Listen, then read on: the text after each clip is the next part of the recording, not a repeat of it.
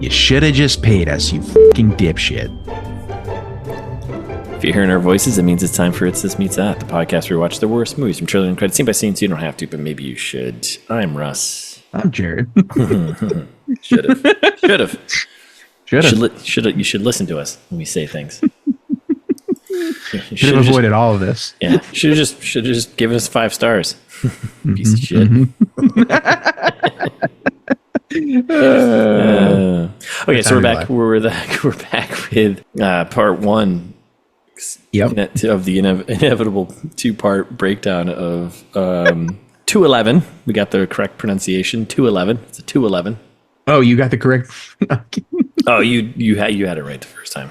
Right. Nice. All right. Yeah. Well, that came up in Trailer Trash. If this movie was called, was it 211 or is it 211? Yeah. But I wasn't sure if you looked it up. You did. Okay. Yeah. Well, they said it in the movie too. Well, Although you never know. That's true. Although based on the many errors in this movie, that could be wrong too. But no. Yeah. 211, 2018. So many numbers. Nicolas Cage. Yeah, just needs to make some money movie. You know. Oh my God. Pay off debts. It's a pay off debt movie. Man. Someone get him out of debt so we can make some better movies. Yeah. Because he makes good ones in between. He does. He just sneaks some good ones in there, and you're like, oh, okay. I mean, then all these other ones are just kind of. It doesn't make any sense. It doesn't. But hey, sometimes you just want to work, you know? Yeah, I guess so. It's for the love of the game. Yeah. Sometimes I just want to work. Said no one ever. Does acting really work though? It's just, it's just. Yeah, actors, get at us. Yeah, come at us. Okay, so full breakdown. Would you want to recap what this movie is about? So, in case you forgot from the trailer trash, while on a routine patrol, an aging cop, his partner, and their ride-along get caught in a standoff with a band of former mercenaries robbing a bank. Yeah, that's it. I mean, that is what happened. So, yeah. Good logline. We were, our prognostications pretty off. were all off. I think I was going with the Kaiser Sose thing with Kenny, the ride-along. That didn't come true. That would have been much cooler if it did. Yep. We all had like hilarious and bad things happening to Kenny, which didn't really. Yeah. Like we thought he was going to like sneak into the back of the truck with the robbers. Yeah, but, that didn't happen. No. He just sneaks in the back of a truck and sits there. Yeah. An hour. And powers his phone with a DC battery. Yeah, so funny. A 10 volt battery. Yeah. 9 volt. Yeah, who knows? 9 volt. That's what it was. Sorry, 9 volt. How many volts are we talking? But we were wildly off, I think. Yeah. Wildly off. Like I don't think we really got anything right. I don't think we did either. Did we even do like the? I think we thought I think maybe I said Nick Cage was going to die or something. Yep, you definitely said Nick Cage was going to die. He doesn't. We were wrong about the partner, the daughter thing. Like that wasn't. Well, that wasn't even. We didn't even think come of up. that. No. Yeah. Huh. Okay. I mean, it wasn't in the trailer, so like we couldn't. Not really. You know. Yeah. They didn't really focus on the daughter at all. She wasn't even in it. I was going to say I don't think she was in the trailer, was she? No. So and the trailer was misleading. A little bit, which we knew. Like I have so many gripes with, again, but now I have extra gripes with saying this is inspired by the North Hollywood shooting. Oh, like extra beyond gripes. Yeah. Like I'm so mad. Like the only thing that's I don't know. It's literally nothing in common except it's a bank robbery. That's it. That could be based on anything. Any bank robbery. Any bank robbery ever. Yeah. So mad. I'm sure we'll get there. I'll yell about random things. Okay. All right. So we were wrong, but I still think our prognostications were better than what we got, though. Yes. This is maybe, I know you said it, maybe the worst movie we've done in a long time. Yeah. I think it's got to be listed as a comedy somewhere, I think, but hey, it has to be something. Hey, you just gotta, you keep plugging at your craft. Just stick with it. Stick with your craft. Or retire. Never make a movie again. Ideally, I'm trying to be positive here. All right, so you want to know quick info on who was involved with this? This more than anything. This 211. Who did this to us? I'll tell you who did. You ready for this? So this was directed by York Alec Shackleton. What a name. Not a real name, but no, it's going to go in the list of good names. The AT&T good name list. For sure. So York Shackleton, kind of, Shackleton. Yeah, kind of ridiculous. Famous for being a snowboarder, I guess. What? Yeah, famous snowboarder. Oh, I thought it was like one of those fake names where for directors that are ashamed of what they've done. No, that's like the Alan Smithy. Yeah, that's what I thought. But like Rusty Shackelford. No, York Shackleton's from Southern California. That all tracks. But what doesn't track is there's professional snowboarding. I guess there's snow in California at some point. And skateboarding. Yeah. And so mountains. we're hitting the professional circuit, and then they were doing like commercial, sport stuff. Yeah, crazy. Stick to what you know, bud. Stick to sports. Yep. He's all over the place. So he started a company apparently, grew snowboards. Wow. Late 90s, took his tricks to the whatever, and he started making movies. A lot of producing of stuff here. Huh. Well, nothing good for him. Yeah, I like video stuff. He's got 9 directing credits, and a couple writing credits here. But yeah, he wrote screenplay 211. Yeah. So interesting. Yep, that's York. Wow. Okay. Well, we hate you. Immediately. At least I do. I can't speak for you. I don't know. I don't know them, but to make movies like this, I don't know. Yeah, you must suck. So screenwriters, we got York Shackleton involved here, and John Rebus, who doesn't exist on the internet. John Rebus has done only this on IMDb. Only this, huh? Only this, which crazy, huh? Johnny Rebus. As I live and breathe. Yeah, there's nothing. He doesn't exist anywhere. So cool. That's fun. Yeah, good for you, John. You wrote a script. You got some money for it, probably, and you're like, "Hey, I wrote a Hollywood script that Nick Cage is in." Yeah, I like a good mystery, John. That's who you leave it when you read it. When you make a movie like this, and Nick Cage, and you're like, "Yeah, I wrote a Hollywood movie that Nick Cage was in." You're like, "Which one?" That's not important. Yeah, not a national treasure. I'll just say it's not a national treasure. How about that?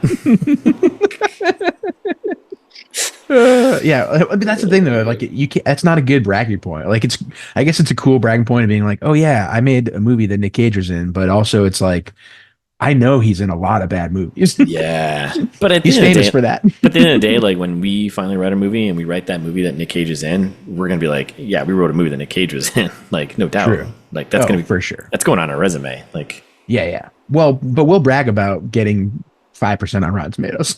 Yeah, right. Like we're purposely going to write a movie that's going to be less than 30%, so we can actually review our own movie. Like that's exactly. we're very meta here. It'll be intentional when we do it. Yes, yes, we won't. Yeah, unless it's good, and then it won't be. Yeah. All right. So who's in this thing? So we got our boy Nick Cage here, best friend of the pod at this point, right? Yeah. Such hits as Jiu-Jitsu, Kill Chain, right? Other gems of in the ITMT archives. Everyone should go back and listen to. So he plays Mike Chandler, our old retiring cop here. Yep. We got Dwayne Cameron plays Steve McAvoy. He's his partner, his buddy, and son-in-law. Yep. Mostly known as Mac in the movie. Like, right. I didn't know his name was Steve until 3/4 of the way through. I didn't either. I was like, wait, what's? Oh, and then I looked at the guy. Oh, they're doing the last name thing. Yeah. I was like, who's he talking to? Is it Steve? What are you? Yeah, I'm just going to call you Deluxe. Steve? I'm going to call you Deluxe from now on. Nice. Classic. And then new friend of the pod, Sophie Skelton. What else was she in? Oh, you son of a... Literally, we just did a movie with her. Oh. Like, just did a movie with her. Are you surprised? I'm not, but I'm a little disappointed. Another Momentum Pictures friend, yeah. Millennium Media friend. Sophie Skelton, she plays Lisa McAvoy, Steve's wife there. AKA Mike Cameron. The only woman in the movie. Yeah. Other than Agent Ross, who also plays Nick Cage's daughter in this movie. Sophie Skelton is in Outlanders, was in Day of the Dead Bloodline. She plays the doctor. Yeah. Oh, like the main character? Yes. Oops. Jesus, man. Jesus. Oh, the makeup department doing a lot of heavy lifting in Day of the Dead. Nope. She just looks exactly the same. Nope. Hair was put up the exact same way too. Huh. Yeah. Well, didn't recognize her. Well, she's in this and friend of the pod now because we've talked about her at least 2-3 times. So. Yep. Wow, she's the best. There you go. Michael Rainey Jr. plays Kenny, our ride-along. Alexandra Dinu? Alexandra Dinu? Dano? Dinu. Yeah. Oh, Dinu. Yeah. Dinu? Okay. Yeah. Plays Agent Rossi, Interpol agent, tracking this mercenary crew. And then here's the mercenary crew. You ready for this? We got Ori Pfeffer. Okay. Pfeffer. Ori Pfeffer? Yeah, Pfeffer. That's Pfeffer.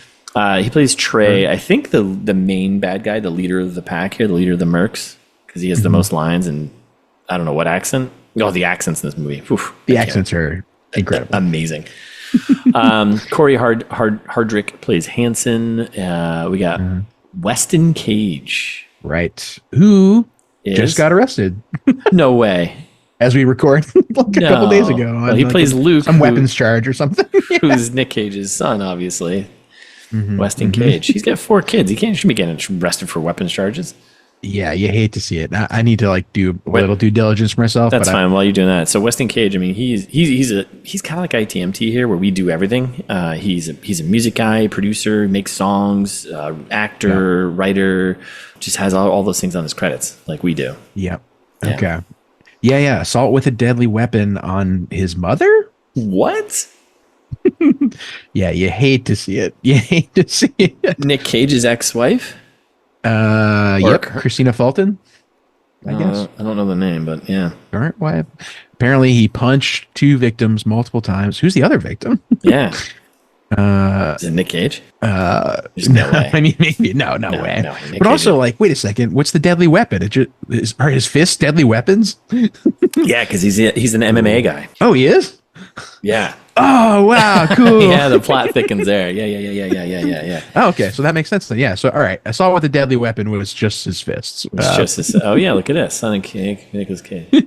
Accused of attacking mother. Okay, well, he stunk in this movie anyway. Yeah, so. he's an actor, recording artist, music producer, and mixed martial artist. So yeah, if he attacks someone with his hands, those are considered deadly weapons, I think. I guess so. Yeah. When you're trained, well, you should know you're trained in the art of kicking ass, right? Yeah, but that's not a real thing. When people say that, it's usually a lie. Like, oh yeah, these fists are registered weapons. And you're like, no, they're not. That's not it. That's not a thing. Mine are registered weapons of destruction. Perfect. Yeah. I'll send George Bush after you. Yeah. Mass destruction. Yeah. So he's in this. Michael Belisario plays Hyde. He's the guy who was in the car. That name sounds familiar. He was doing the worst job as a lookout. Yeah. Oh, horrendous. I get so many problems with this whole bank robbery plan to begin with. Yeah. And it's just like, okay. Yeah. We'll get there. I love this movie. And then Eric Alley plays the drug addict, the homeless guy in the gas station with the dreads. Oh, man. That guy. Yeah. Busted for what they did. Yeah. Look what they did to my boy. Yeah. Just hanging out at the gas station, doing drugs, stealing cigarettes. Come on. Totally fine. That's not a crime. Stealing a carton of cigarettes. Yeah, that's barely a crime. Barely a crime. There's better crimes to go after than stealing a carton of cigarettes. Yes, especially in Chesterford, crime-ridden Chesterford. Oh, right. Jesus, it's like, yeah, it's like, well, okay, all right. So numbers here worldwide. This did go to the theaters in some countries. Where it made $937,961. Wow. Yeah. That's, what is that? Like roughly 240-ish fanatics. Like pretty good. Yeah. Do we need to do a recap on with the fanatic scale for everyone? Maybe. Yeah. Yeah, I've just been saying that. We probably have new listeners at this point, right? Yeah. Give them a little. So the Fanatic famously made like $3,900, which is the Fanatic is a movie that we did, one of our early movies with Johnny Travolta. Yeah, when we're doing Travolta, we haven't done one of his movies. Anyways, yeah. No, he hasn't done any bad things lately, but we could go into the archives. Yeah. So we get the Fanatic, which was directed by our boy Fred Durst. That's right, friend of the pod. Frederick Durst. Frederick Durst, the third. With Johnny T there, and so we use that what it made as a scale for bombed. Like actually got released in theaters and somehow only made less than $4,000. Yeah, that's so there you go. Now it's a funny way to do math for anyone else who makes money at the box office. Like so now we've had some that only made a few Fanatics. Yeah. Not good. Not good, this Bob. one, 200 plus fanatics. That's fine. That's not bad. That's not bad. Yeah. So it didn't, obviously this is all international. They didn't do, this movie went direct to video here in the old stateside here. Video combined international and domestic, it made 2.1 million. Let's call it 2.1 million. That's too much. Yeah. So it's too much. Probably not a box office success here. So yeah, I couldn't huge in Bulgaria. I couldn't find any numbers on budget numbers, so I don't know. I can tell you. Probably Nick Cage probably gets, I don't know, 100K. Not what you think this should, hold on. Not what you think this movie should be made for, what the actual number is. No. I'm saying what the actual numbers are here. Nick Cage pulls 100K probably. They use a lot of fake ammo, so that's probably the biggest expense. Probably, yeah. I mean, they just shot it in a studio. They've shot at a studio in Bulgaria, so that's got to cost nothing. Most of those explosions were digital. Some of them may be practical. Yes. I think we're looking at a combined budget here, 150K.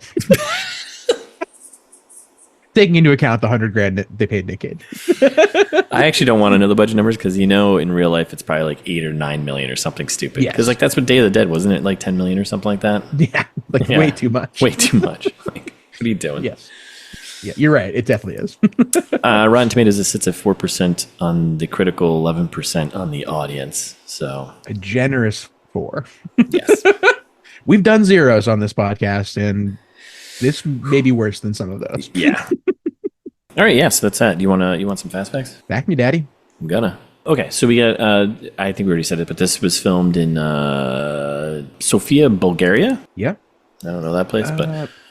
Is that the capital? No. I don't know. And it was shot at the New Bojana Film Studios in Bulgaria. So, yeah. So Bulgaria stands in for Afghanistan. They usually say Bulgaria was an acronym. Yeah. I don't think Bulgaria is an acronym, but better undo lacy garments around rich international Americans. Australians. Oh. That's pretty good. Yeah, so this was from Bulgaria, which stands in for Massachusetts and Afghanistan. So Bulgaria doing a lot of heavy lifting in this movie. Yeah, we'll point out the geographical gripes we have in some moments. This is not Massachusetts. Maybe no one from Massachusetts will watch it. All right, so then Nick Cage here broke his ankle while filming this in Bulgaria. What? He was out of action for 2 weeks. Well, he's doing he does his own stunts. He is famous for that. Nick Cage admitted that he didn't like the final cut and described the movie as disappointing. Yeah. Well, we're all on the same page then. It's the third collaboration between Nick Cage and his assaulting son, Weston Cage. Alleged assault. They were in Rage together in 2014, which might be a TMT fit. Oh, really? I don't know. Anything about that movie? Yeah, it came out in 2014, but I saw the cover and I was like, this doesn't look good. And he was also in Lord of War in 2005. One of my favorite movies. Yeah, I know you love that movie. So yeah, his son was in that. Watch it, huh? No. I wonder what his son was in it. I bet he was like Vladimir. He was like playing some. That makes sense. I was gonna say something like arms dealer guy or something. Yeah, that makes sense. Huh. So we called this out in the trailer trash. Someone wrote this as a trivia on IMDb. They said, this is what they wrote. Chesterford zip code is 02452, placing it in Middlesex County, Massachusetts. Yep. Correct. 02452 is in Middlesex County, Massachusetts. 02452 is north of Waltham, Massachusetts. Chesterford does not exist as a town in Massachusetts. We have a Chester, Massachusetts, and we have a Chesterfield, but we do not have a Chesterford. So you can't put that in the trivia section. I mean, I guess you could because you're saying like, oh, this is where this town should be, I guess. So I guess it kind of makes sense, but I guess so. Anyways, suspicious. Final fast fact. So the movie 211 refers to the California Penal Code for robbery. This code, I went down a rabbit hole for police codes and like all this in it. So this code doesn't exist in Massachusetts. Isn't used or exist in Massachusetts. So there's no 211. We don't have bank robberies here. So the codes, they're actually called 10 codes, I think, radio codes, and they're 1060, 1035, whatever. They vary, but the codes for like different things vary by state, county by county, and even department by department. So you can go online, you can find them like wherever city you're in. But if you're curious, the Boston Metro code for a robbery is a 1060. So that's fun. Yeah. Well, we got a 1060 on our hands. Yeah, stealing people's eyeballs here with bad movies. Oh, my heart. All right. Well, that's it. That's all I have for Fast Facts. That make you feel pretty quick, right? Those are fast. Yeah, I think you did a great job today. Thanks, man. And every day. I like to think so. Yeah, but especially today. All right. Do you want to do, you want to Hollywood pitch me? The next segment? Okay, yeah. So anyway, this movie, obviously, Super Troopers meets The Lost Boys. Right? Sorry, I got Jake. I'm going to take a sip of my Polar Seltzer from Worcester, Massachusetts, yeah. Brought to you by Polar Seltzer. Yeah, come on down. I don't know if that's their thing. We're trying out some soft sponsorships. Yeah, we're going all local sponsorships right now. Polar Seltzer, come on down. I don't know what that. Come on down. That's their slogan. Taste the bubbles. Yeah. I don't know. Taste the bubble. That's a good one. I would use that. Yeah. Anyway, so Super Troopers, we all know and love, right? We all know and love. Yes. Right me out. Right me out.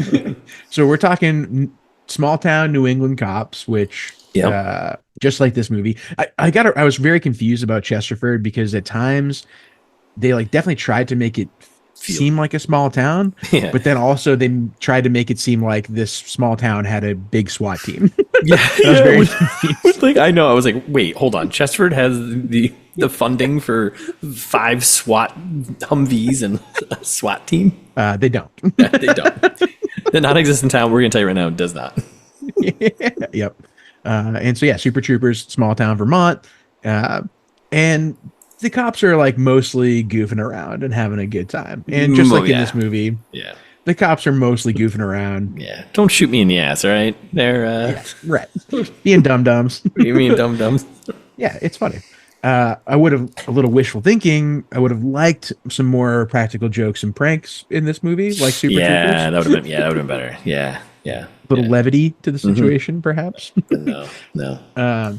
These small town cops unwittingly discover a large-scale crime that they're wildly unqualified for. Yep.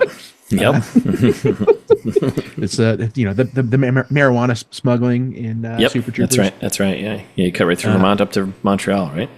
Yep, exactly. Well, and related international crimes that don't make any sense. So, right. Super Troopers, they're doing a lot of stuff with Canadians, and in this one, there's Interpol, and it makes no sense. Makes no sense. Yep. Super funny. And I think I would have liked to see a little more realistic corruption in this movie, like there is in Super Troopers. Yeah. Cops are always corrupt. But so yeah, Sure. a little bit of wishful thinking. Okay. Meets The Lost Boys. Another obvious pitch here. In case you forgotten, The Lost Boys. I've never forgot. Never forget The Lost Boys. Never forget. Well, the Corys.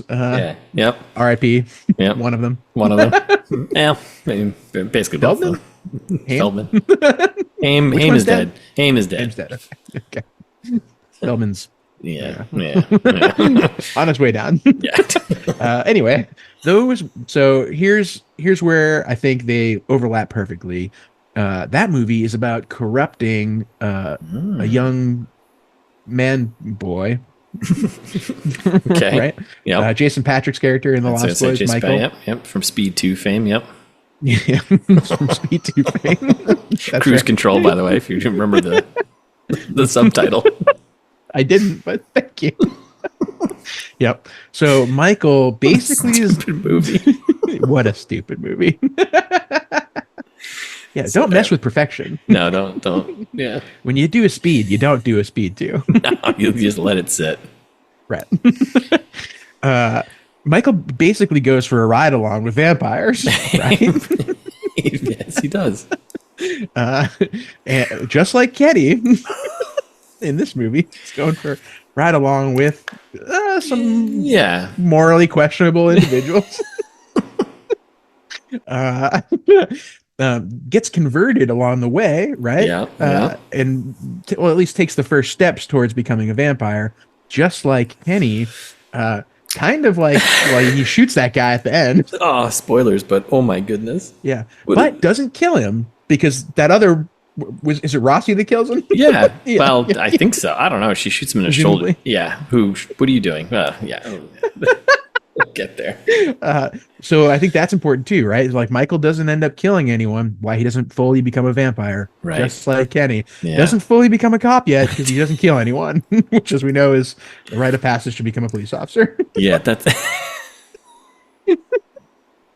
Jesus.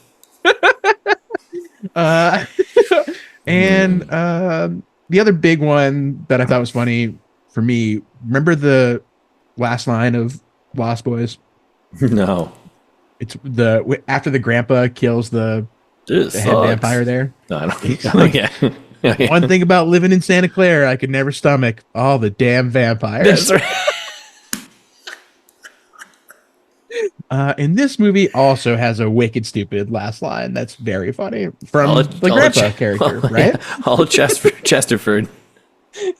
I can't stand all the damn cops. No, Nope. Nicolas Cage says, "Hey, Kenny, where's that phone you've been messing around with? You're always screwing around with. Like, I want to take some new pics." What is that line? It's awesome. And the way he says it's just like, like what? Yep, delivered by a new grandpa, just like in The Lost Boys. That's pretty good. Not a new grandpa, but that's pretty good. Okay, thank you. What do you got?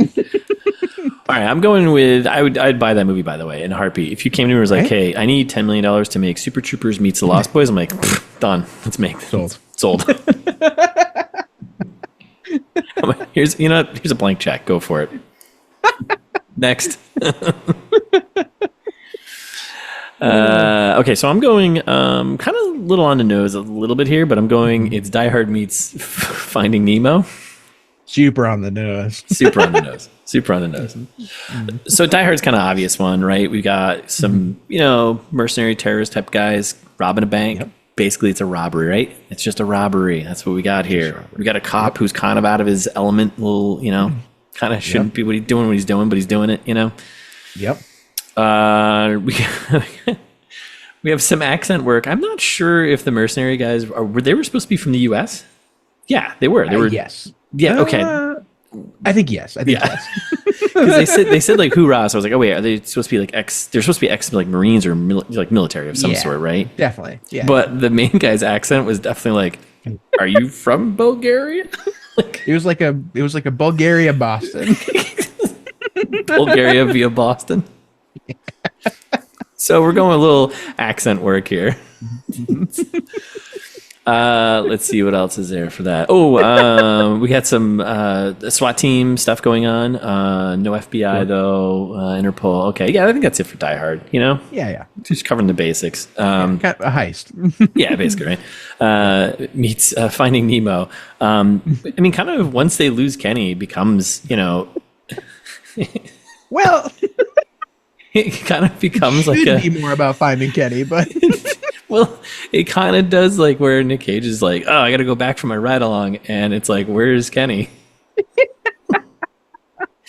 And you kind of have these, small fish in a big pond moments, right? Because, he shouldn't be involved in doing this. Kenny shouldn't be there. No one should be there. Nope. But yeah, he tries and goes and finds Nemo, who they kind of have a moment where they're kind of have like a somewhat father-son kind of moment, I think, in the car where he's like, oh, you're getting bullied? Oh, that sucks. You have friends, whatever. And he kind of, tries to take care of him. And then it becomes, I mean, they find him, but, That's right. Just like Finding Nemo. If you haven't seen that movie, shame on you. Sharks. That's it. There are sharks in both movies. Yeah, there's sharks in both, right? I mean, yeah, okay, of course. Metaphorical sharks in this movie. Yeah. Mr. Donovan, probably the biggest shark of all. Mr. Donovan, yeah. Was that the teacher that walked in and the bullies? There's the bullies. There's like little sharks picking on a little fish kid. Mr. Donovan's the businessman who didn't pay them. Oh, right. The guy from the beginning. Right. And that's it. That's all I'm doing. All right. Great pitch. Yeah, keep it short and sweet. Keep it tight. I'd also fund that movie. I'd fund my own movie. I'd be like, yeah, it sounds awesome. Go make that movie. Oh, totally. But I think that's the one we used to throw in a lot back in the listeners behind the scenes who haven't listened to many episodes.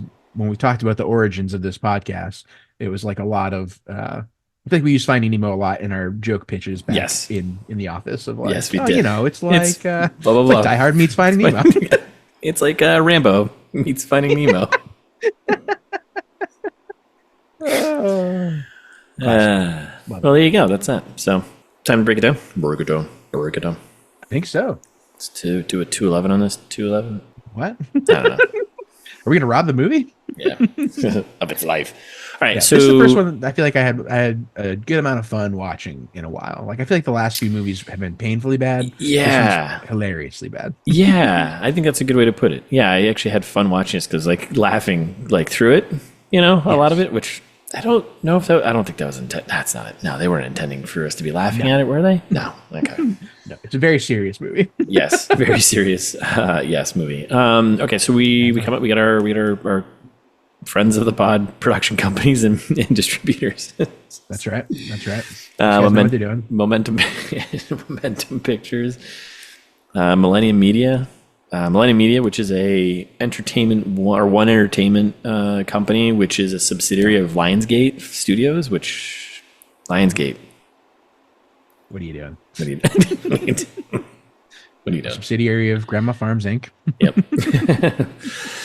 And then we cut to the credits start rolling, and we've got someone doing some laptopping. Hacker action. Yeah. A little hacker action here. We got a data transfer going on. How do we know? Because it says data transfer and there's a green bar going, which that's what actually happens when you transfer data. But what doesn't happen when data is transferred is like that is you keep typing to something that's not on the screen for you to type into. That's correct. And also when you're doing a transfer, don't make this the focal point of the movie for 5 minutes. Yeah, for the opening. It was like, okay, we get it. So we get bank accounts. We get see cash money going to various banks. So there's a big sum of money that's being distributed across multiple banks. That's how you hide it. That's what you're doing, right? Also, when you're typing and you're hacking, when you're actually typing in the keyboard, make sure you're hitting the keys themselves. I loved how there was like a side shot of the woman's fingers like touching the keyboard, and they're like in between the keys, and not even like. Well, if you can, you want to hit the J and the H at the same time. Yeah, I mean, that's just hacking tip. Yeah, that's a hacking tip. That's how you hack faster. Is hitting the H and the J together. That's right. Yeah. So she's transferring and typing, right? And then we get our title card. 211. And then there's some guy in a suit who you can tell is the villain, or there's some kind of villain. He looks sketchy. Yeah, glasses. Kind of got like a what's his face there look, Snowden kind of look to him. Yeah. Right. And they end up transferring $800,000, which that's the other funny thing is all of the money in this movie is hilariously small numbers. That's what I was. Because then they're like, he's like, I could tell you about a bank that's got $1 million plus. And you're like, $1 million plus to do this type of a job? A whole million. I'm like, there's 4 of them. That's $250,000 each. I know, it's so little money. What's he gonna do? What are you gonna do with that? You can pay your rent for a couple years. Sweet. It's 2018. I mean, I guess we got some numbers going on difference, but still, come on, $250,000. Not that different. Yeah, very funny. $250,000 is not worth what they're about to go through or do. And there's another title card, so we are in Afghanistan, just so you know. Oh, they did a title card for Afghanistan? Yeah, it's quickly at the top. They do this later on too, or it tells you we're in Chesterford or whatever. But it's at the top, it's Afghanistan. So. Yeah, I assumed Afghanistan after a few minutes, but I wasn't sure. Yeah, and then so this transfer is still going on, and she's still typing away. Well, just let the transfer happen. You can't rush it. It's based on computer speed and what you're doing. Just stop doing stuff. And she's like, all right, money is secured. I don't know if she was Russian or not, but the accents were terrible in this entire movie, but I'm just going to go with whatever one we come up with. So there's a pirate in there somewhere. We should do hilarious blended accents. I think so too. Everyone in this movie, except Nick Cage. Nick Cage, thank God, didn't really do any accent work. If Nick Cage just leaned into a Massachusetts hardcore match, oh my God. That would have pretty funny. That would have made this movie go from a 4% to a 5% easily. And the tomatoes. Yes. Agreed. So money's secured, and the guy's like, all right, we can go home. And then kablooey. Yeah. They're about to head out, and we get a car explodes, right? I also like how it's like, it's Afghanistan because there's like weird Middle East music that plays as soon as they go outside. Like, the music in the score in this movie is so ridiculous. And it's like really noticeable at various points. But like this is one of them where they're like, I don't know, like just imagine whatever like stereotypical like Middle East music that you can picture. Go on YouTube Music or something right now, or Spotify, and just like, or punch that in on the internet and listen to that, and you're like, oh, okay, I know where we are. Okay. Which like Afghanistan's like not even the Middle East anyway. Anyways, so yeah, kablooey, car blows up, right? And we do know that this guy's Mr. Donovan. Oh, we can go home now. Okay, so then kablooey, car blows up. All hell's breaking loose out there. And there's a team that's like with Donovan and this woman. They're outside, military type security team, whatever, and they're just getting taken out. And we got a sniper. We got gunfire from coming from all different angles. They're in a perfect hot box of a spot, like kill box. Like, oh yeah, totally. What are you doing? Do you get the motivation slightly when she's like, oh, and he's like, was the special ops team contract canceled? And she's like, yep, don't worry, canceled. Right. Well, the special ops team knows that, and they're here now to take you out. So, yep. Also, I should say, and I remember you and our text messages as this movie was going on. It was like so this movie's only an hour and 22 minutes. That's minus credits. Yeah. I looked at the clock. It was like an hour and 22 minutes. Great amount of time for a movie. Love it. Perfect. But like the pacing of this movie is so weird, and the editing is so choppy or jumpy. Maybe, I don't know. It feels like you breeze through things so fast. I couldn't even I'd blink and be like, I think I just missed like 3 scenes. Like, I don't know what's happening. Like, yes, totally. And part of my prognostication that was totally wrong. I thought that like the whole robbery was going to be like the first 15 minutes of the movie. It's actually like the last 15 minutes. Yes. Of the movie. Like there's so much unnecessary buildup. Yep. Which is it's a good time. So Donovan and the lady, they hop in a car or an SUV, whatever, and they're trying to get away. And meanwhile, the other guys are all getting plucked away, ping, right, getting headshots, yada, right. And so they're in like this. It's like a construction site, right? Yep. And so they're in an SUV and they just start driving, and then out of nowhere, there's a bulldozer like driving towards them, and they just drive right into it. Which I was like, I have questions. Yeah. My go first thought was, wait, was that a parked bulldozer? Yeah. Just crashed into? But then I was like, no, I think it did roll towards them a little bit. It was moving because there was somebody in it driving it. What? But why? Yeah. Why? At this point, someone has already fired a rocket launcher, exploded several vehicles. Like, why are you continuing to ride around in a bulldozer? Yeah. Like, if you're the construction guy, get out. Like, go somewhere else. I think he was one of the mercs. I think he was part of the team, but it's like, this is part of your plan is to use a bulldozer to stop like a car. Like, I've seen this in other movies, but it's been done much better. Yeah. That would make sense if it was one of the mercs. It definitely was. And they were using it as like a construction guy just like riding around his bulldozer, just working. Guys, I got work to do. I gotta move the dirt pile from here to there. What are you guys doing? We're behind schedule. We're so behind schedule. Can we? Okay, that makes more sense. Thank you. Yeah. So they smash into the bulldozer, and the driver is smoked. And it's so funny because like this is the first moment we get where like they show the car smashing into, and you can clearly see Donovan is just a dummy that flops around in the back seat a bit. You're like, nice. Yep. And so then the woman, his hacker partner there, she gets out and starts running away with this briefcase, which you're like, what's in the briefcase? Why is any of this important? The money's all digital. Like, what? You don't need this thing. And we meet our mercs here, right? Our mad mercs, and our main bad guy, and he just shoots her in the back. Like, you're done. Okay. Yeah, immediately. Yep. And then our hero, Mr. Donovan, here gets out, like crawls out, and immediately loses his glasses. He can't see without his glasses. What is going on? I love this movie. I literally. He gets out, loses his glasses. Merc walks over to him. Hey, boss. And he's like, wait, you're all supposed to be dead. And then this is where we get safety tip. Safety tip. One of the mercs. Safety tip. Never trust the locals to get the job done. I literally was like, is this the right movie? Yeah. How do we get from here to bank robbery? I know. I was like, this is gonna be a stretch. Like, what is? But we get it immediately in the next few lines. By the way, these actors are not good. The four guys who are the mercs here. They're just it's bad.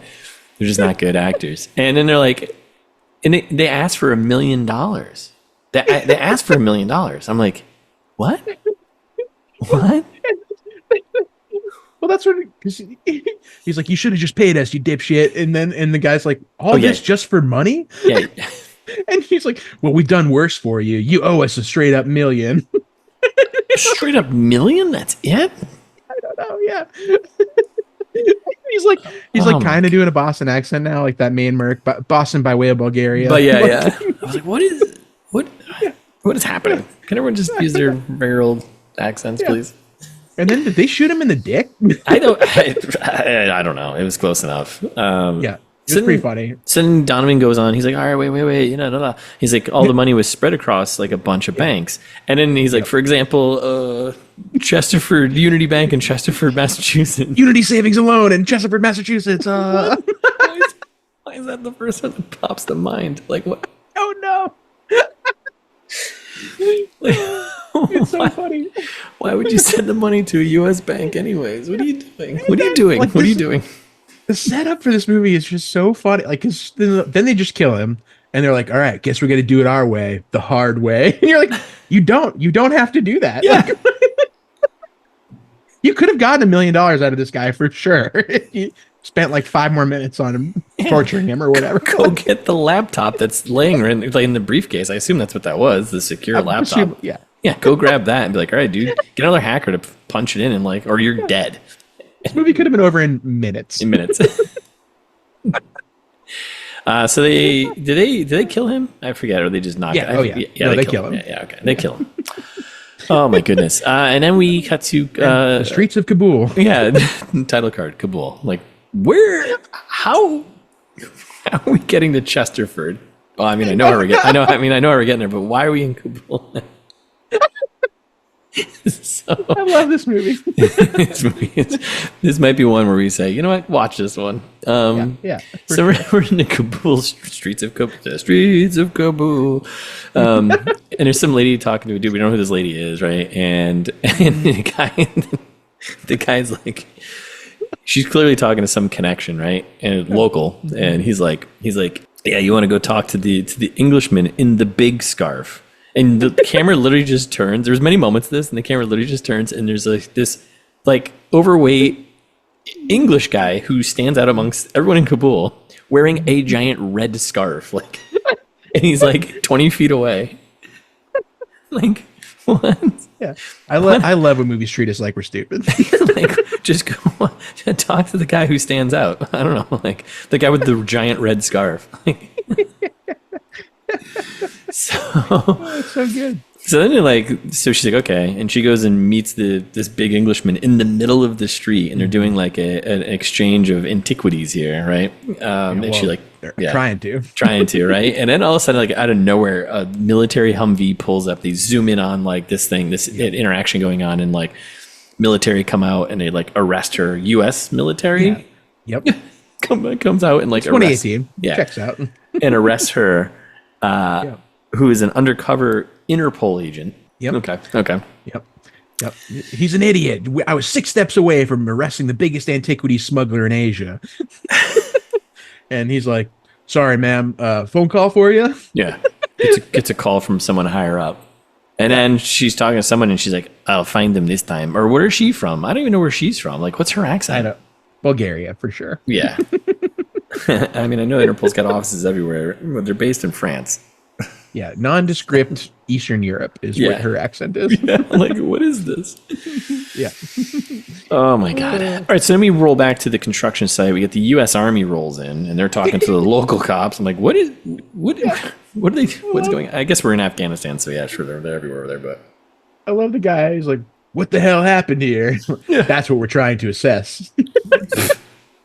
Who's we? And then it's like, that's when it shows the woman from Interpol there, and you're like, oh, interesting. Like, yeah, she does a little camera scan of someone's face and gets like this. The dead woman. The dead woman that got shot in the back. Yeah. And immediately identifies her. Oh, yeah, this is the lady who's working with Donovan, yada, yada, yada, right? Natalie Buskova, of course. Right, sure, right. Wait, Natalie, not Natalia? Yeah. So the nondescript Eastern European agent, Interpol agent, pronounces the Russian woman's name, but with an English American. All right, I just want to make sure I was tracking that correctly. Yep. And then they explain away this whole beginning scene. Basically, they're like, "Oh, this Mr. Donovan was the CEO of a large construction company, war profiteer." Mm-hmm. Yeah, they say some keywords and make him sound like he's a bad guy, right? Like, well, yeah, okay. And he stole close to $100 million over the last few years. Yeah, is what they say, and you're like, close to. That's so much money. Yeah. Why are these guys looking for like 50 grand? Basically? Yeah.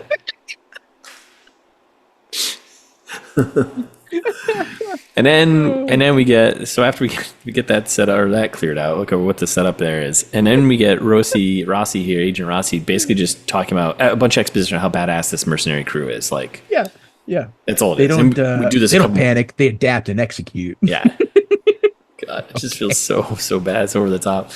And they kill anyone they'll get in their way. Okay. Been there.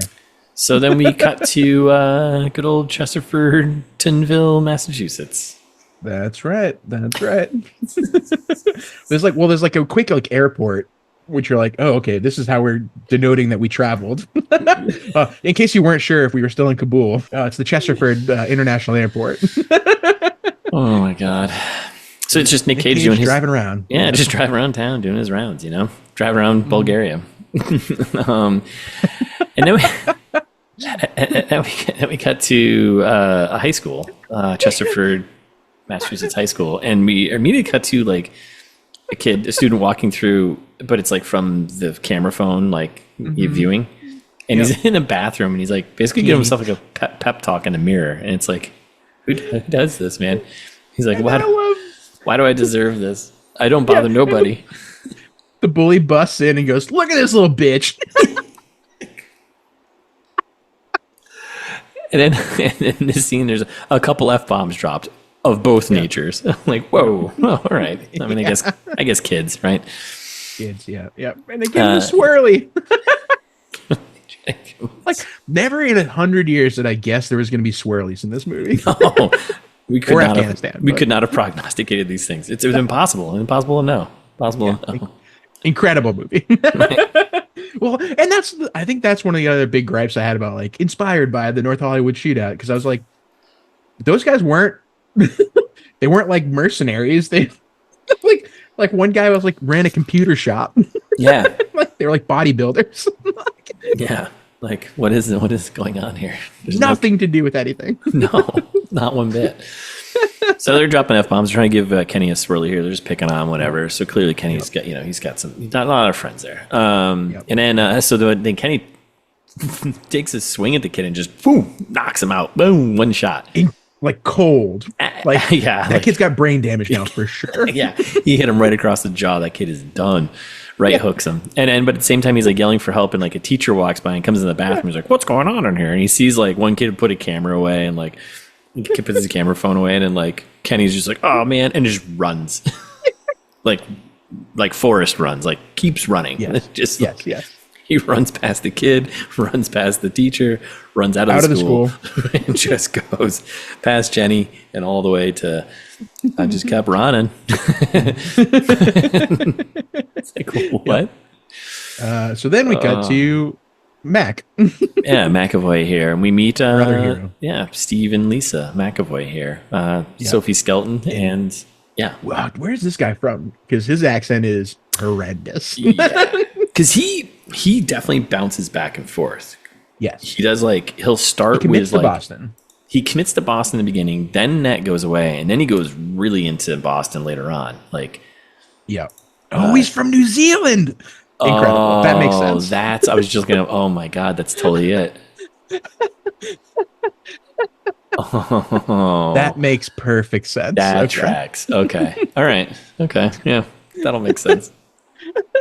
Yeah, it's incredible. The accent work is mind-boggling. There's some. I don't care. I'm trying to get a movie we've done where like the accents bounce around all over the place. And you're like, what's going on? Why? Just speak normal. Just speak normal. It's fine. Like, well, I think jiu-jitsu was one of them. They like did. They did a bunch of weird accents. Yeah, you're right. Why? Don't do them. Don't do them. Don't do them. Don't do them. Where are you, babe? Yeah. You're like walking around his house, and then he finds her in the bathroom, and she's like, "Don't freak out. I'm pregnant." Okay. Like, what is this movie? I didn't have money on any of this happening. Don't freak out. It's like, wait, aren't you planning to try and have a kid? Because you have all this shit later on. Like, so you've been trying to have a kid, but don't freak out. Why would you say that? Just be like, nailed it. We did it. And then I love it's like she's like, I'll have your mom take me to the doctor today to make sure. And you're like, right. Can't you just go to the doctor? Yeah, just go. Just go. At the same time, when he was walking through the house to go to the bathroom, though, we see photos of Nick Cage and her. So we're like, oh, okay, this is his daughter. Oh, I didn't even pick up on those. Yeah. They did a quick shot of him. She's like, okay, all right. Okay. And then we cut to Randy's house. Yeah. Some old guy and his wife, and he's the bank manager, right? Yeah.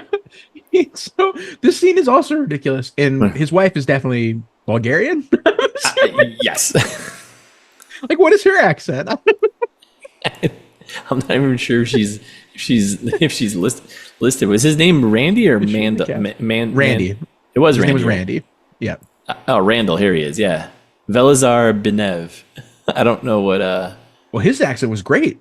Yeah. I mean, his was fine. Yeah. His just sounded like his. Yeah. He was born in Sofia, Bulgaria. So yeah, that tracks. Oh, I think his wife must be Evgenia Marinkova. I think that's maybe the woman who played his wife. Is Eleanor? That sounds right. What was her name? What was the character's name? Eleanor, I think. Oh, okay. Yeah. I don't even see her in here. I mean, she's got like one line. Yeah. So they have, I don't know what this is. It's basically to make you feel like you're connected to all the different parts here, and they're like, oh, I'm going to go to work. And she's like, oh, you always go to work. And don't let them take advantage of you, whatever. And he's like, you're always busy. Like, let's have some time for ourselves, right? Yeah. And he's like, well, this way I can spend my nights with you. And she's like, well, you don't spend your days with me either. And you're like, right, because he's at work. What do you? It's called a bank. Banker's hours, 9 to 4. What are you doing here? Yep, but it's their anniversary, and they've got big plans to fall asleep in front of the TV tonight. Yeah, well, no one went and told her, because what happens at the end of the movie? Yeah. And he's also like talking about how he's like, well, I guess I should just be a stand-up comedian, and you're like, what? Why would that be your other go-to alternative job? What's happening? Who wrote this? York and Jeff did. John, or whatever his name is. Yeah, John. York and John. Jesus. All right, so we cut to the streets, and we're at Duncan's gun shop here. Yeah, which was like, oh, of course. Like, there's so many gun shops everywhere in Massachusetts. Right. So, which, by the way, this town is very small. This town is very small, and everything's right next door. I got lost in terms of like where the explosion happened. I thought it happened at the cafe that they went to get coffee at, but it was like it did. Or no, it didn't. It didn't at the cafe that not the one that they went to. The one originally I thought it was. I was like, wait, what's happening right now? So we're at the Duncan's gun shop here, and Agent Rossi, she pulls up and catches, I'm assuming, Duncan at the door here, and is just like, I have some questions for you. Like, what are you doing in? Wait, what? Where is this? Yeah, where is this? Actually, now I'm like, wait, are we in? We're not in Chesterford. I think it's in like Western Mass somewhere. It's got to be somewhere else, because she's not in Chesterford yet. So nope. And he's got a Southern accent, which is funny and doesn't make any sense. That's right. Like, oh, little lady, like, oh, we got whatever guns you want over here. Like, but it's also like he's immediately a creep, and he's like, I got some big guns for you, and like all of a sudden everything they say has become like a plot moving forward, but also like innuendo. It's like, you need some big guns? I got some big explosions for you. And you're like, what? Got a great selection of ladies' weapons. Like, what's a ladies' weapons? They're just pink. Like, what? Also, like this scene, like the audio was like stand out bad. Like it looked like they re-recorded all their audio and like placed it over, because it sounded like it was like dubbed. And I was like, what? Yep. what is going on? It was so weird. I was like, why is this sexual like this? Stop doing this. So then she goes on listing like real weapons, and he's like, I want something bigger. Oh, I want something bigger. Yeah, well, AR-15s and da-da-da-da-da. And he's like, oh, man. Grenades, She's just listing off all the stuff that Mercs have picked up before, right? Yes. and then this is one of those moments again where it's like, she shows a picture of Trey, the main bad guy, and she's like, do you know who this guy is? And he's like, nah, I don't know who that is. And then like the camera pans up to a photo of this guy and Trey, like right above his head. Yeah. And he like looks up at it, and they're both like, gotcha. Yeah. And then he like writes down a phone number, address. No, it was an address. It's an okay. address to the warehouse where they're all set up in Chesterford. Yeah. But he writes it down, and then he crumples it up and drops the crumpled paper in front of her. And you're like, what? What? It's a mic drop moment. Like, I'm helping you, but I ain't. Like, you could just uncrumple it. Like what are you doing? And she gets it because she's like, hey, if one person dies from their actions, I'm going to hold you liable. And it's like, lady, you're with Interpol. This isn't how this works, first of all. Nope. And what are you doing here doing this? Like, this isn't your job. Like, this is not how this works. Like, I love this movie. No one did. I feel like no one did it. Like 2018, Google and the internet existed, right? Yes. Just do a quick Google search. How does Interpol work? Not like this. This movie's the best. It's so great. So we're back at the McAvoy house here, and we got they're going through kids' names, and this is where we learn that Lisa and the kid George. It's going to be a boy. I promise you. Settle down, dude. Settle down. And then she's like, "How about Mike?" And then that's when things get a little sour because she's like, "You kidding?" He suggests Mike. Yeah, and she's he doesn't deserve it. Yeah, it's the dad. That's Cage's name, obviously, and we start learning there's a little rift between the daughter and father. So, which, oh God. All right, so then we're back at school, right? And this is just this movie just keeps rolling with the hits here. So we're at the school, and we got Kenny's mom talking to the vice principal. And this escalated really quickly to him getting expelled for punching a kid. Yes. Expelled? Yes. You get expelled for punching someone. You get suspended for like 5 days, and then you don't get expelled. Like, no, that kid's got brain damage, though. I guess it depends on how bad the damage is, right? Yeah, I think he murdered that kid. Yeah, he got him pretty good. So it kind of makes sense. Escalated pretty quickly. But she's like, yeah, he's got a clean record. So I was like, he's got a clean record and you're going to expel him for punching a kid who was like bullying him and pushing him around? Like, yeah. And also her accent is wicked funny too. Yeah. And you're like, I don't know. Why is this woman in Chesterford from Bulgaria? So why is everyone in this movie from Bulgaria? This whole situation just escalates so quickly. So Kenny knocks out this kid, and she's like, "Well, that's not what the teacher saw. The teacher came in and saw this kid down on the ground, and Kenny ran. So okay, that's not a good look for you. But he's got a clean record. He's never done anything, gotten in trouble before. You're going right to expulsion for knocking a kid out, and then you offer up a ride along as like a." And the mom's like, this is a scared straight thing. And the principal's like, no, don't think of it that way. It's just kind of like it's just like a scared straight thing. Basically scared straight. Yep. And I love the teachers got a couple gems in here because they're like, we have a zero tolerance policy on violence in school or whatever. She's like, do you have a zero tolerance policy on bullying too? Because my kid's getting bullied or whatever. And she's like, yes, of course. Like, we even have a slogan. If a teen's being mean to a teacher, come clean. What? That's what you tell the kids to do? If a teen's being mean, come to a teacher. Come clean. Who makes this up? You're like, why are they coming clean about reporting bullying? Like, that's not what coming clean means. No. Oh, like if you see something, say something. Just say that. That's it. You can use that. Steal that. It's used everywhere. Oh my God. So then, so then the mom is like, has very clear, obvious, like concerns about like, because they're African-American. And she's like, oh, so an African-American kid in the backseat of a cop car all day? That sounds like a great idea. like what do you, that's what you're going to do? That's how you're going to set him straight for knocking out a kid who's bullying him? Like, yeah. And the principal's like, well, it's either that or expulsion. You pick. All right. Well, and we're back at the McAvoy house. Yeah. So, and that's when Mac's like, What's wrong with naming the baby after your dad? Isn't it right? Isn't it right? It's not like your dad's dead, your mom's dead. Wait, whoa, where are you from, buddy? It's not a dead wife. It's a dead wife. It's Australian. He's not. He's New Zealand. It's all the same down there. All right, so we get So we're like. So this is where we're like intercutting between sad Nick Cage and the McAvoy house here, and it's like basically her giving all this exposition about how shitty he was as a dad. Like the mom died of cancer or something like this, yada yada, and he wasn't around. And he was selfish, whatever, and he had and he, Steve Mac there was like, he's had a rough go, but and meanwhile Cage is looking over his retirement plan from Chesterford, is all from the trailer. Yep. Bunch of exposition why he wasn't there. And then she cuts into like, we cut back to them and she's going into knowing about what it's like to be a cop, cop wife, knowing you may not come home because it's like a setup for later on when he gets shot. And he's like, I promise you, I will never die. I'm trying to like do a Massachusetts to be a New Zealand, but that's a tough one. Right, impossible. It's impossible. You can't. Clearly. He's getting paid to do it and he can't do it. No. I promise you I will never die. It's basically what he says. And she's like, oh, okay, thanks.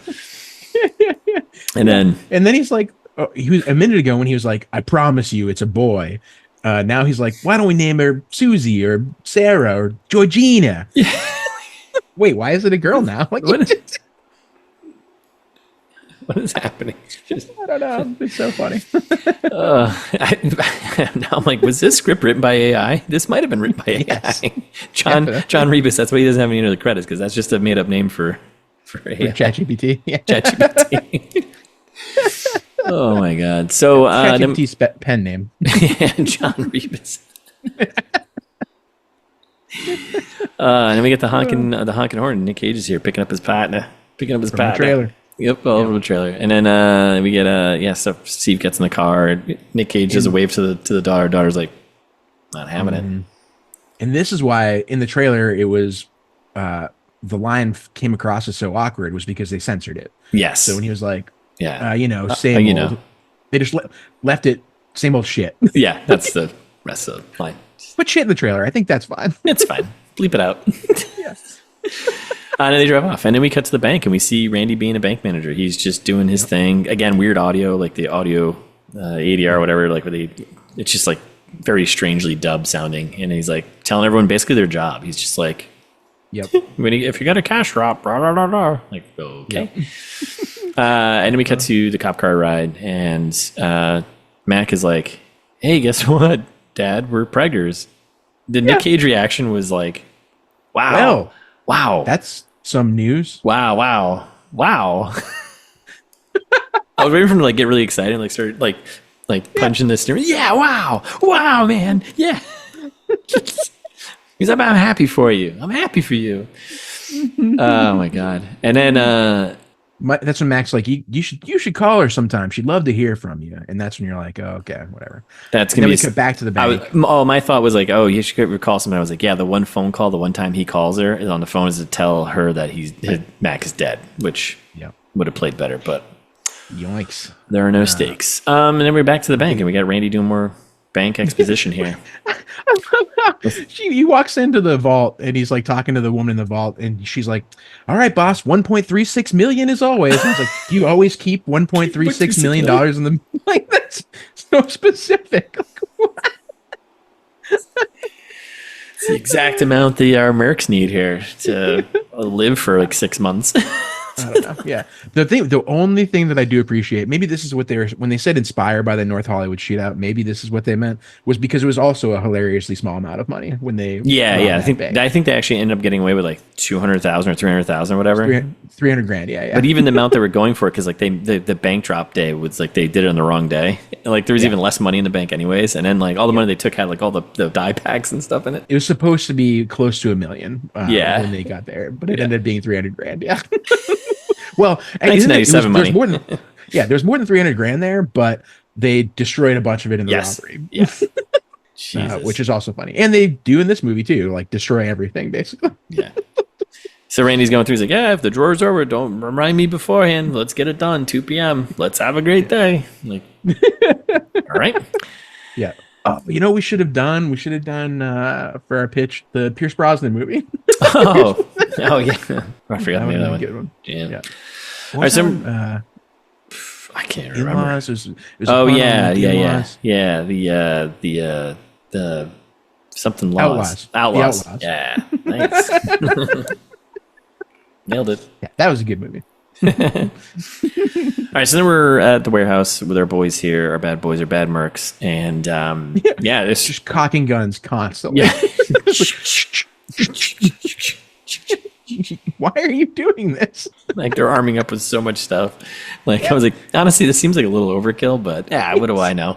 So like, I mean, I love how he this was the other, I think, maybe nod to like the actual shooting, because like they count all the rounds that were shot in that North Hollywood thing. It was like some ridiculous amount of rounds, but I love how in this right here he's like, how many rounds we got? And he's like, 2,500, whatever. He's like, 5,200. 5,200. Maybe we don't need it or whatever. I don't know. It's like, let's get it packed up. It's like, yeah, which in the North Hollywood shootout, it was more like 1,100. Like why? Like why make it like? Why? So then we got to the grill here. Garçon's Grill, which is also a coffee shop, but whatever. And we have the other merc. He's having some coffee, hanging out, right? Yep. Takes a phone call, and he he's like, "Okay, boss," and he sets a bomb underneath the table. Totally inconspicuous. So the waitress comes over and she's like, "Hey, here's your tab, whatever." And he drops a 20, and she's for a cup of coffee. Yeah, keep the change, beautiful. And she's like, "Wow, big tipper."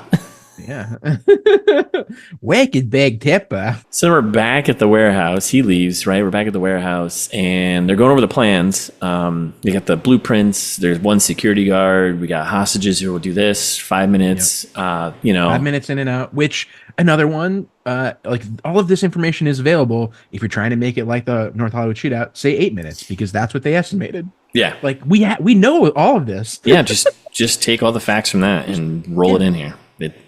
It's going to be okay. You can do that. So bad. Just Google something. Just research something. But it's also 5 minutes in and out, and we're rich is how he ends that sentence. Yeah. And you're like, we're rich. Everybody's got $250,000. Yeah, $250,000. Like, oh, you could put a down payment on a house in Massachusetts with that money. $250,000. That's like sadly the average net worth of. That's way more than actually. That's more than like the average of retirees. And that's way under. Like, and way less money than they need. Yeah. Oh my god! And also like the plan they've got, and what okay. I love this movie. Yeah, it's pretty great. All right, so we're back in the cop car. We got the cop car right here, and this is where we get the Nick Cage from the trailer. He's ranting on about retiring and how it's a bad, it's a bad time to be a cop, whatever. He's like going on about everybody's got lawyers now.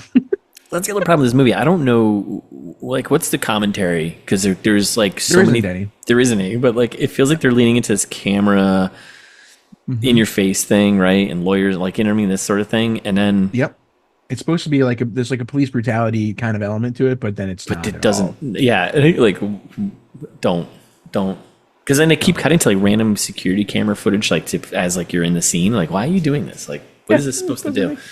It's so dumb. Not a good time to be a cop. So we're at the police headquarters. Police station here. We got a shot from the trailer. Mom dropping off Kenny for the ride along.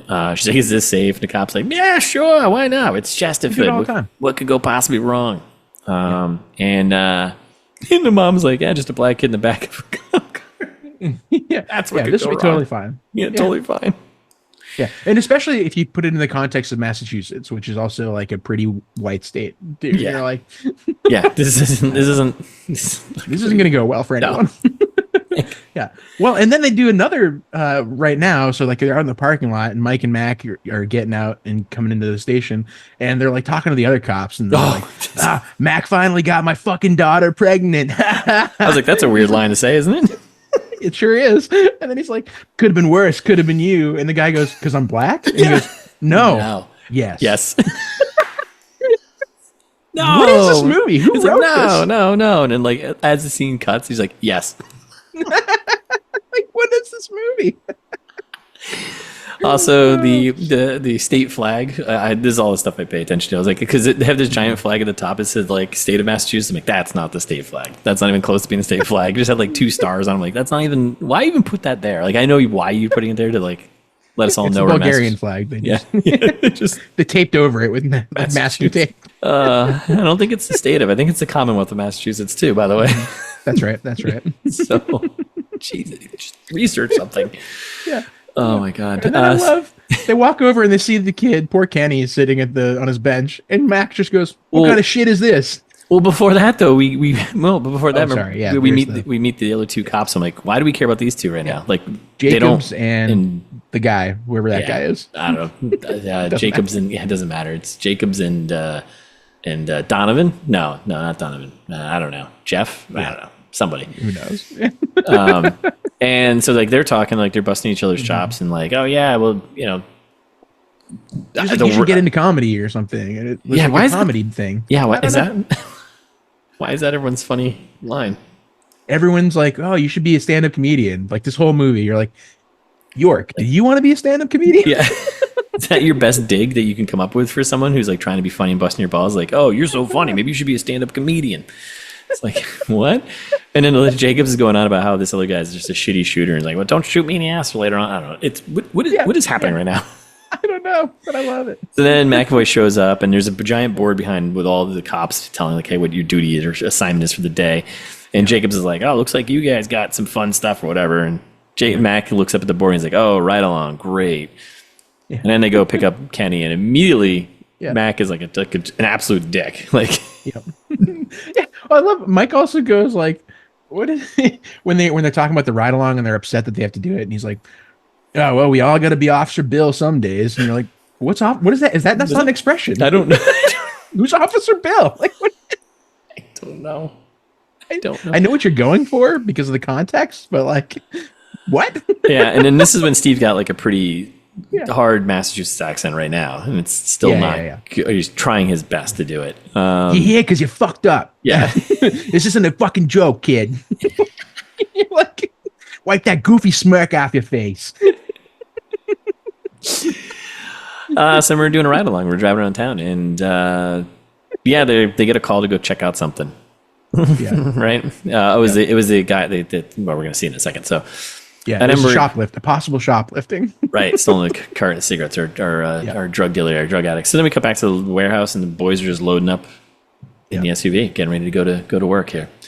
Yep. And then we cut to a gas station, and there's basically looks like messed up. It's like a homeless guy, drug addict, just hanging out at the gas station, and Mike is like grabs a gun on him immediately. I know. I was like, what? Guys, fellas, de-escalate. Let's. Actually, don't escalate. Don't escalate. You're escalating right now. Yes. The guy was just standing there. Yeah. Trying to smoke a cigarette, have a good time. And then Kenny's just grabbing it all on camera in the backseat of the car or whatever, right? And then it bounces to like the CC, like the security camera footage from the gas station. I'm like, what? Yeah. What are we doing here? I don't know. And then Stevie's like, I'll go in and get a statement from the clerk, whatever. And okay. And then we cut to our bad guys driving, kind of go over the plan again. Everyone's going through what they're supposed to do, and like 5 minutes max, boys. That's it. And their accents have gotten much worse. Yes, scene. I don't know why. Yeah, I don't know where they're headed, but they're doing something. Yeah, that's when we drive away slow mo, brothers. It's like what? That's the plan. You're not supposed to drive away from a crime slow mo either. You're supposed to. You're supposed to have it down well enough where you just blend in back with society. You like if you're doing a highway chase, you're not going to get away. It's not going to end well. And I love how much like planning they have here. Mm-hmm. It seems like they've got this plan to a T. They get the blueprints. They're the hostage. We got this whole thing right. Yeah. But it immediately goes to shit, and they have like they had no backup plan for just 2 cops rolling up to the scene. They had no contingency plans for anything else. It was just for getting a parking ticket or whatever. Yeah. Like also, why are you parked in the red zone in front of a bank? Like don't do that. Don't do that. Even for 5 minutes in an SUV, what are you doing? It doesn't make any sense. Nothing makes any sense. No, nothing makes any sense. So then we go back to the gas station, and we got Nick Cage just harassing our drug addict here. And he's like, hey, can I search your bag? He's like, oh, do I have an option? He's like, no. Yeah. And then they're like, cops. We need a transport unit because we got the kid in the back, so like we can't arrest this guy properly. What? Oh, okay. All right. Kenny's like still recording. And then we cut. So then we cut to the warehouse, and Interpol agent Rossi here. She shows up, and she's checking it out alone. Which, what? No, it doesn't make any sense. That's not how that works. And she's like checking out the warehouse because the boys had just left, and she finds listeners.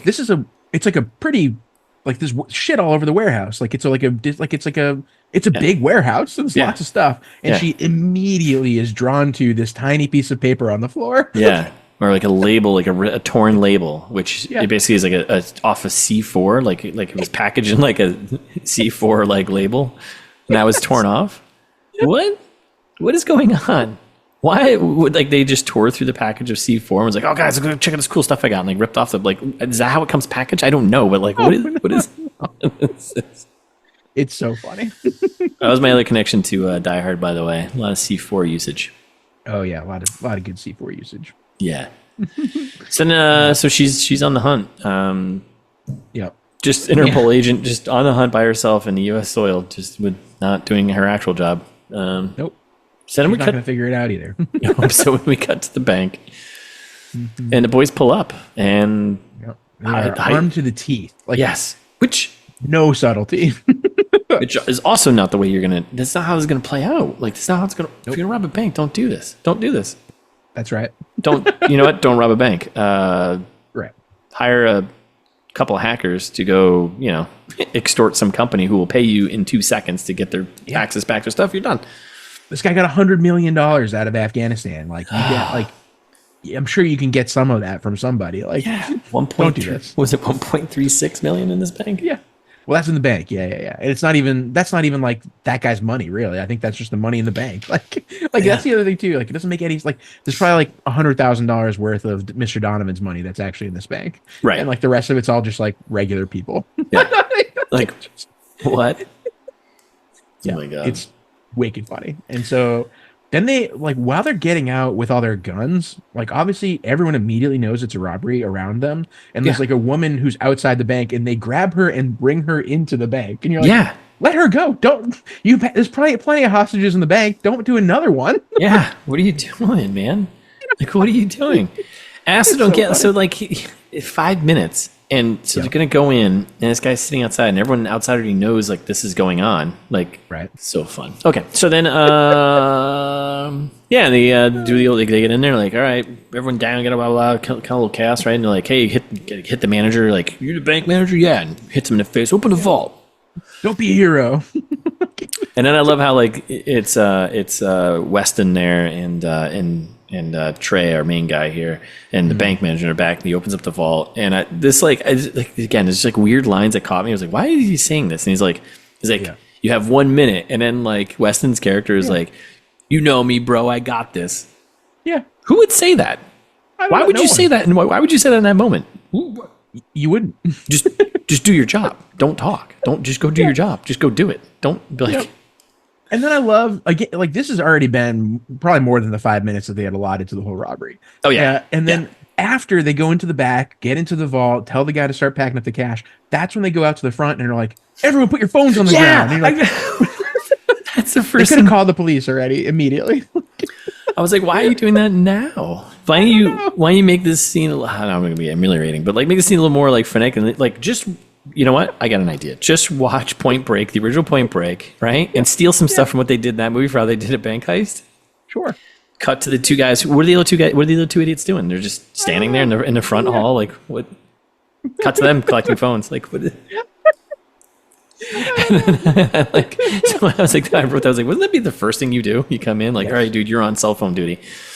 And obviously they're not very good at it because some kid had his cell phone later on. I'm like, what? How? Yep. That's also right. Oh my god! And then I love how they cut to the security guard, and he looked like he was just sleeping. I think the extra just fell asleep. Yep. And meanwhile, the outside, the driver of the getaway car sees Mac and Mike stop at a coffee shop like 500 yards away, like several football fields away. So far, but it's also like so close. But it's also so far. But it's so close at the same time. At first, I thought this is where he placed the bomb because like they're all getting coffee the same place. Like, nope, different place. Nope, different place. So we're in a cop car, and we got Kenny watching a video of Mike resting or messing with the homeless guy there, and then and oh, it's only because it's funny. I love this line from one of the other robbers inside the bank who's also noticing down the street coffee shop cop situation. He's like, "Hey, brothers, we got some county blues making a donut run." You're like, what? Who says county blue? Like, what are the lines in this movie? County blues. ChatGPT, man, I'm telling you, they wrote this. This is the early version of them writing a script. Has to be. Oh my God. Anyway. So then, Mike takes Kenny's phone. He's like, well, I always record and stuff. And he puts it in the glove box. Like, oh, I wonder if that's going to come back later. It doesn't really. No. And then, so then Steve is inside. Kind of. Yeah, it kind of does. But so Steve's getting a coffee and they're having a moment. And Kenny goes on about how he's getting bullied at school and this sort of stuff. And Mike's like, oh man, that sucks. He's like, oh, you don't have any friends? And he's like, no, not really. Yeah. He's like, what'd you do to get in this situation anyway? You don't look like a tough guy. And he's like, I get bullied all the time. I get choked out, punched, kicked. It just keeps getting worse. And you're like, oh my God. Yeah. Like, why do you think they're bullying you? He's like, because I'm different. I'm like, yeah. I was like, come on, man. Like, aren't you a cop? Aren't you supposed to be like, but I can't. They want me to change, but I can't. Yeah. What does that mean? I don't think they want you to change. That's not, that's, God damn it. Like that doesn't make any sense. He's got no friends to help. So then, so Mike's like, oh man, that sucks. And then he like spots the Escalade across in the bank, which is 3 football fields away. Yeah. And he goes, no one's going to pick on you today. I'm going to make sure of it. Oh, right. Sorry. That's when he spots the Escalade. Jesus. And he's like, that guy's parked in the red zone. Like, what? Your first thought is bank robbery? Yeah. Yep. So they start driving over. Yeah, they start to go over to check it out. And the robbers go, we got a couple of overachievers here. What? What is this dialogue? What is that? You don't know what they're doing right now. What do you?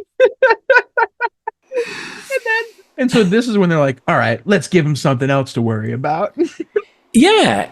And immediately go to like their big gun here and blow up blow up the coffee shop, the grill, the coffee shop that the other coffee shop, not the wherever that is in town. I don't know in relation to. Who knows? So it seems pretty close. And they also, it seems very close. And they go immediately to that, to blowing that up. They're supposed to be in and out in 5 minutes. I get what their plan. Their plan was: you go in, right? You blow the thing up so that distracts everyone to go over there. It's the classic Die Hard 3 move, right? Yes. You set the explosion in the subway, and then you rob the bank when no one's around. But you're totally right. Like if the plan was to get in and out as quickly and as unnoticed as possible, why would you have a backup plan at all? That's blow up the grill. Why would that? The only thing I think even be on your radar. I think the idea was a distraction. I think that's all right. That's like what it's supposed to be. It's just to pull everyone to go to that thing. But yes, but like, what if things went smoothly and they didn't even need to do that? Like, there's still a bomb in that cafe. Like, well, unless it was part of their plan the entire time.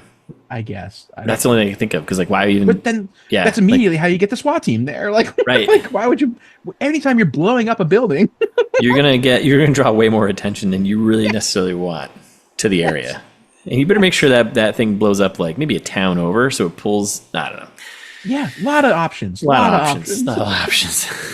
So.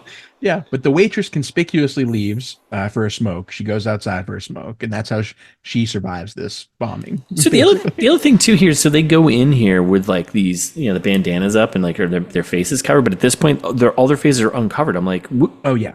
Did they talk about like the cameras in the bank, like taking care of that? Like, nope. Also, there's hostages who are all going to see your faces. That's right. If everyone describes the same face. That's right. Okay. All right. Nope, nothing makes any sense. Oh my God. So they make the call, and kablooey, that's it. The grill is gone. The waitress was going out for a smoke, and I'm like, everyone in there is dead. This is like a C4. Oh yeah. Like there's no one surviving this. Like, this is a mass casualty event for sure. Like, I think everyone inside that building's probably going to come down a bit, and then everyone on the sidewalk walking by that is going to be toast. I don't know much about C4, but I know it. 100%. It goes kablooey. It doesn't make any sense. No. Oh my God. Yes, some people survive. Maybe. I don't know. Do they? We're gonna blow up. Guess we'll find out. We're gonna blow up part 1 right now with C4. Oh my God. God damn it. This is our distraction as we rob you in part 2. That's right. That's right. Look behind you, listener. Gotcha. So that's it, part 1. We'll find out if anyone survived the C4 blowout. We'll see if Kenny gets found unbullied. See if they get away with any money. Any money at all. All right. Well, thanks for listening. We're back on Thursday part 2. In the meantime, you can follow us on Instagram. It's This Meets That. Subscribe where you listen to podcasts instead of auto download. Mm-hmm. If you like this show, you should tell a friend. Or leave a review to give us some maybe 5 stars and a tip on how you'd commit a robbery. Nope, don't do that. Don't do that. Don't do okay, you're right. Save your tips on how to commit robberies for our email. Send us one of those. No, I don't want. It's thismeetsthat@gmail.com. Or just go to the website. If you don't want to tell us how to do robbery, fine. I get it. Check out all our old episodes instead. Yes. We've got plenty of Nick Cage episodes. We've got plenty of, apparently, what's her name? Sophie Skelton? Sophie Skelton, yeah. We've done recent episodes. Yep. Day of the Dead, Bloodline. Yep, go check that out. Mm-hmm. Yep. There's probably information about Russ's book Host there at the website as well. Go buy it wherever you buy books. Merch for us. You got t-shirts, no mouse pads. No mouse pads. You've been lying for years now. You can get a mug, though, or... what was the thing? It was like a tapestry. Bag. Get a tapestry. Yeah, get it. I'd like to see the tapestries. Yeah. Why do they have tapestries? I don't know. It's those people who smoke a lot of pot hanging over your bed. I feel like if you own a bong, you own a tapestry. Yeah, totally. But all of that and more at itsthismeetsthat.com.